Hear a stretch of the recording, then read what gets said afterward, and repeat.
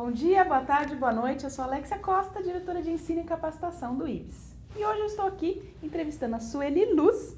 Sueli, conta um pouquinho para o nosso público quem é você. Eu sou Sueli Luz, sou formada em enfermagem, tenho especialização em administração hospitalar de sistemas de saúde pela Fundação Getúlio Vargas.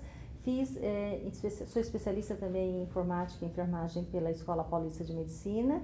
Fiz meu MBA em gestão da qualidade e ferramentas da qualidade pela Poli. E recentemente eu concluí o meu mestrado em enfermagem no processo de cuidar pelo Centro Universitário São Camilo.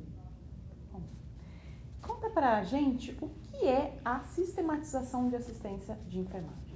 A sistematização da assistência de enfermagem é considerado o processo essencial da assistência, ou seja, nós enfermeiros temos a SAI, como é conhecida, Sistematização da Assistência de Enfermagem, como a principal ferramenta, e é uma ferramenta privativa de organização e planejamento da assistência. E quais são as etapas dessa SAI? A SAI está estruturada em 5 etapas, a iniciar pelo histórico de enfermagem, onde nós realizamos uma anamnese, uma entrevista com o cliente, conhecendo todos os seus problemas, as suas doenças e examinando fisicamente esse paciente.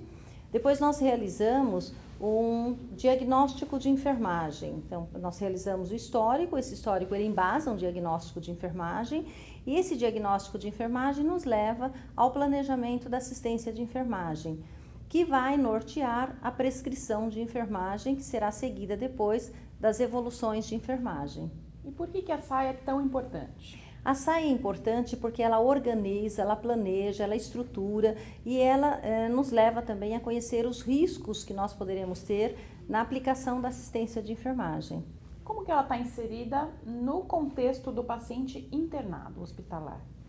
Ela está inserida desde o momento do acesso desse paciente. Então, desde o momento em que nós recebemos esse paciente, nós já olhamos para esse paciente, os enfermeiros, como eu disse, é uma ferramenta privativa do enfermeiro. Então, nós olhamos para esse paciente já tentando reconhecer quais são as suas necessidades de assistência e, a partir dessas necessidades, nós estruturamos toda a assistência dele baseado, então, nas ferramentas que nós vamos utilizar, como a prescrição de enfermagem, a evolução de enfermagem, as anotações de enfermagem, e esta prescrição, ela será a ferramenta de uso dos técnicos e auxiliares de enfermagem, ou seja, eles não conseguem executar a assistência de enfermagem se eles não tiverem a prescrição que vai nortear o seu dia a dia dentro do hospital.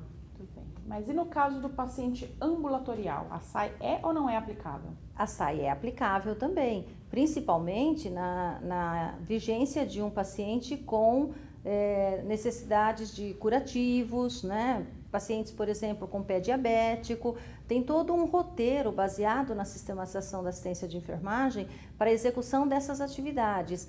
Não só o paciente com essas necessidades, mas também o paciente que chega no ambulatório e que precisa de uma assistência mais estruturada, mais sistematizada. Entendi.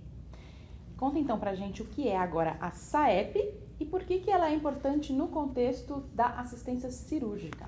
A SAEP segue as mesmas etapas da SAI, mas é considerada a sistematização perioperatória do paciente que está no processo cirúrgico e ela está muito linkada, está muito estreitamente ligada ao processo de cirurgia segura, ou seja, nós olhamos para o paciente que vai se submeter a uma cirurgia, procurando identificar todos os riscos desse paciente e mitigar esses riscos do paciente em todas as suas etapas, principalmente dentro do centro cirúrgico.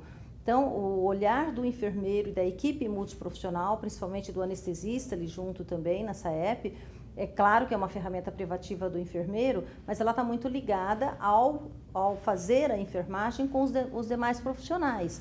Então, na recuperação pós-anestésica, ou recuperação anestésica, melhor dizendo, nós olhamos muito para as necessidades, o risco que esse paciente está submetido ao estar se recuperando de uma droga anestésica.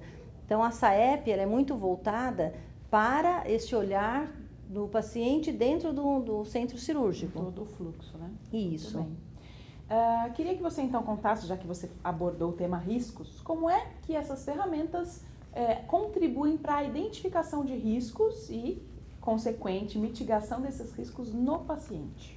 A SAI, ela contribui de forma exponencial, porque nós já no início a gente já avalia o paciente desde da entrada dele dentro da instituição. Então, quais são os riscos dele ter uma interação medicamentosa, a necessidade do farmacêutico participar com a gente na reconciliação medicamentosa, o médico olhando melhor para essa prescrição médica em relação aos cuidados que nós vamos prestar. Então, olhando para esses riscos todos, como queda, broncoaspiração, riscos de falhas de medicação, que poderá, por exemplo, uma prescrição mal elaborada ou uma prescrição equivocada. Então, a gente já consegue olhar para todos esses riscos dentro da instituição, olhando para o SAEP e para a SAI. A SAI nos dá esse suporte porque desde os primórdios lá da assistência de enfermagem, ela já nos ajudou a planejar a assistência de enfermagem muito antes de se falar em acreditação, muito antes de se falar em certificação. Os enfermeiros já tinham a SAI como uma ferramenta de estruturação e de planejamento da organização do seu serviço. E está muito embasada na lei do exercício profissional. Como eu disse, é uma ferramenta privativa do enfermeiro, preconizada pela Lei 7.498, que nos legitima como profissionais e que deixa a SAI como privativa mesmo do enfermeiro. Muito bem, mas os outros profissionais precisam contribuir também na identificação de riscos? Com certeza, a equipe multiprofissional está junto nessa identificação dos riscos, mas o enfermeiro tem esse olhar inicial e a SAI contribui muito para que ele consiga identificar os riscos já na entrada desse paciente. Muito bom. Sueli, muito obrigada pela sua participação. Com certeza o nosso público se sentiu tocado e com muito valor agregado a todo esse conhecimento que você trouxe pra gente. Muito obrigada. Eu que agradeço, Alexia. Muito obrigada e a gente se vê no próximo episódio. Até mais.